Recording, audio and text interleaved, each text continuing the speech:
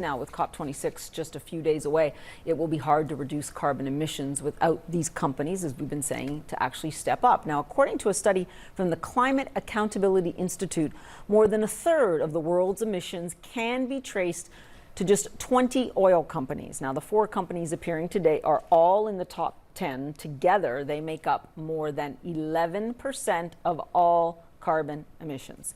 Naomi Oreskes has studied how ExxonMobil supposedly misled the public over climate science. She's a professor of the history of science at Harvard University, and she joins me now. You know, perhaps as damaging as the carbon emissions these companies release is the disinformation, right, that they've amplified for decades. How profound has that obfuscation been? And in your research, what effect has it had? Well, I think it's been very profound, and I think we saw it on display today. For 20 years, the fossil fuel industry, actually for nearly 30 years, the fossil fuel industry has poisoned the well of public debate.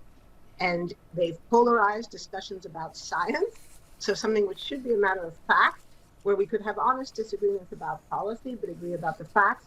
Instead, we find ourselves arguing about the facts. And we saw that today with the Republicans apologizing to the fossil fuel industry, defending their practices and attacking their fellow Democrats, while Democrats were trying as best as possible to get at the truth of this question.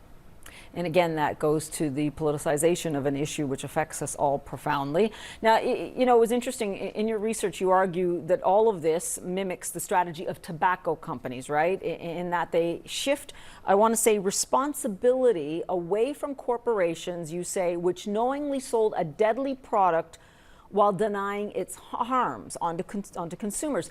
You know, this historic parallel that you talk about, it is a blame game here, and yet I am still a little bit confused because as I put forth, right, I've never smoked, but I've used fossil fuels all day today. So explain to me that shift of responsibility from the private companies onto consumers. Well, obviously, this is a complex question in which both supply and demand play a role.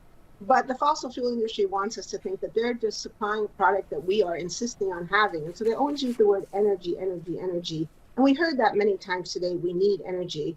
Well, that's true, we do need energy, but we don't need fossil fuels. We have lots of credible studies now from universities, government laboratories that show that we can meet our energy needs, certainly at least 80% of our energy needs by 2050 through renewable energy. Renewable energy is reliable, and it's now becoming as cheap, or in some cases cheaper, than fossil fuels. So what they're trying to do is conflate energy with fossil fuels and insist that we have to keep on having fossil fuels. But that's just not true. And moreover, they talk about their energy as safe, but it's the opposite. It's fossil fuels that are driving the floods and the hurricanes and the fires that we saw this year, killing people, displacing people from their homes, destroying communities. So this fuel is not safe, and most of us want to be safe, and we know that the technologies exist to move to a transition to safer technologies, but the fossil fuel industry is committed to business as usual. And we saw that today, because even while they were saying that they agree with the Paris Accords, every one of these companies, with the exception of Shell, also told us that their plan is to continue not just to produce oil and gas, but to expand oil and gas production. Yeah, and you know, a lot of them have been complaining recently that one of the reasons we're having this very fragile moment in energy markets is because there has been no new investment in, let's say, exploration or drilling or whatever. So in your opinion, what would move the needle? Is it pure and simple, hard and fast regulation? It's not my opinion. We have many credible studies from economists, from social scientists, from the National Renewable Energy Laboratory. There are 2 things that we know could move the needle quickly and stimulate investment in renewable energy. And that would be eliminating the subsidies for fossil fuels. We heard a lot of tap dancing today and a lot of disinformation, but we also heard a couple of outright lies. And one of them was the claim that the fossil fuel industry is not subsidized. That is just flat out false.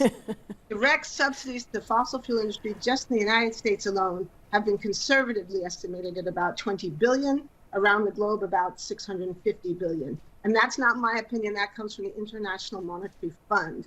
So eliminating all subsidies would enable a market-based solution. It would enable the renewable energy to compete on a level playing field.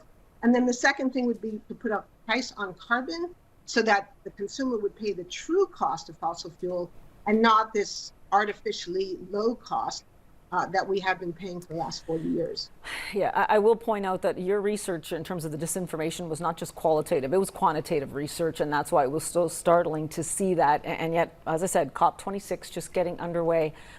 Let's see if they do move the needle. Thanks so much. I really appreciate your research on this. You're welcome. Thanks for having me on the show.